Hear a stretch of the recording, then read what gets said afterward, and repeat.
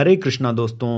गीता मनोविज्ञान ओशो की एक ऐसी पुस्तक है जिसे आपको पढ़कर बहुत मजा आ जाएगा। भगवान श्री कृष्ण की जो श्रीमद् भगवत गीता है उस पर उनका वचन है गीता मनोविज्ञान। उन्होंने एक बड़ी सुंदर कहानी कही है, छोटी सी कहानी है, मैं पढ़ना चाहूंगा आप लोगों के लिए। ओशो कहते हैं, सुना है मैंने कि चीन में एक सम्राट ने अपने मुख्य वजीर को अर्थात बड़े वजीर को फांसी की सजा दे दी।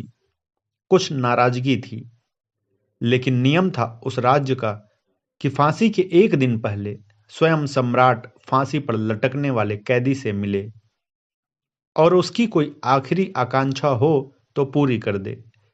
निश्चित ही आखिरी आकांक्षा जीवन को बचाने की नहीं हो सकती थी, वह बंदिश थी, उतनी भर आकांक्षा नहीं हो सकती थी।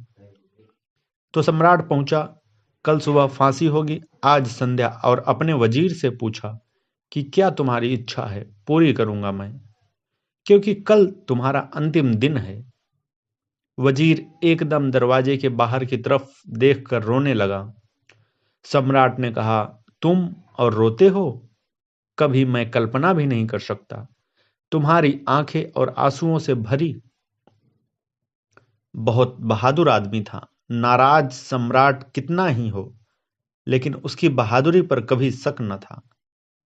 सम्राट ने कहा, तुम और रोते हो? क्या मौत से डरते हो? उस वजीर ने कहा, मौत मौत से नहीं रोता, रोता किसी और बात से हूं। सम्राट ने कहा, बोलो, मैं पूरा कर दूं। वजीर ने कहा, नहीं, वह पूरा नहीं हो सकेगा, इसलिए आप जाने दें। सम्राट भी जिद पर अड़ गया कि क्यों नहीं हो सकेगा, आखिरी इच्छा मुझे पूरी ही करनी है। तो उस वजीर ने कहा, नहीं मानते हैं तो सुन ले कि आप जिस घोड़े पर बैठकर आए हैं उसे देख कर रोता हूं। सम्राट ने कहा, पागल हो गए हो? उस घोड़े को देखकर रोने जैसा क्या है?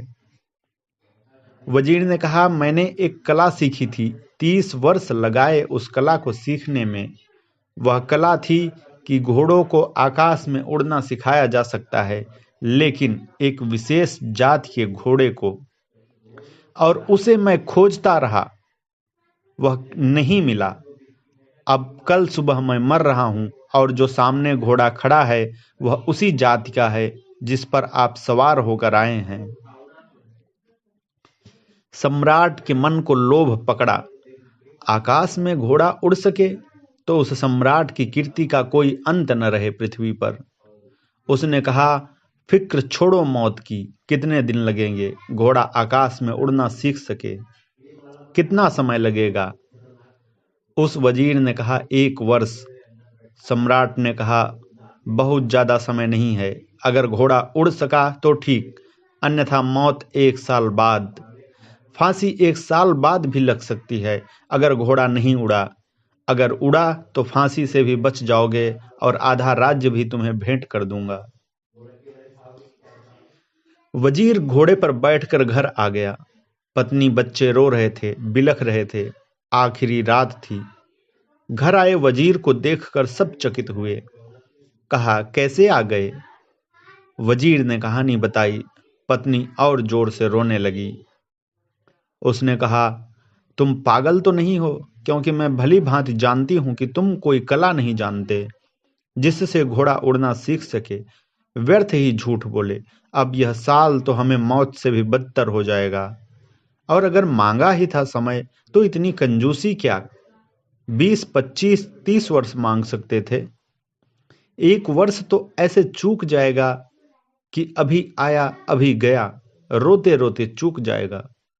उस वजीर ने कहा, फिक्र मत कर, 1 वर्ष बहुत लंबी बात है। शायद बुद्धिमानी के बुनियादी सूत्र का उसे पता था, और ऐसा ही हुआ। वर्ष बड़ा लंबा शुरू हुआ। पत्नी ने कहा, कैसा लंबा? अभी चूक जाएगा। वजीर ने कहा, क्या भरोसा है कि मैं बचूं वर्ष में? क्या भरोसा है घोड़ा बचे? क्या भरोसा है कि राजा बचे? बहुत सी कंडीशंस पूरी हों तब वर्ष पूरा होगा। और ऐसा हुआ कि न वजीर बचा, न घोड़ा बचा, न राजा बचा। वह वर्ष के पहले तीनों ही मर गए। ओशो के कहने का सिद्धांत ये है कि कल की कोई भी अपेक्षा नहीं की जा सकती। फल सदा कल है, फल सदा भविष्य में है। कर्म सदा अभी है, यही है, और यही कर्म किया जा सकता है। कर्म वर्तमान है, फल भविष्य है। इसलिए भविष्य के लिए आशा बांधनी निराशा बांधनी जैसा है। कर्म अभी किया जा सकता है, अधिकार है। वर्तमान में हम हैं, भविष्य में हम होंगे यह भी तय नहीं। भविष्य में क्या होगा कुछ भी तय नहीं। हम अपनी ओर से कर लें इतना काफी है। हम मांगे न, हम अपेक्षा न रखें, हम फल की प्रतीक्षा न करें, हम कर्म करें और फल प्रभु पर छोड़ दें। यही बुद्धिमानी का गहरे से गहरा सूत्र है।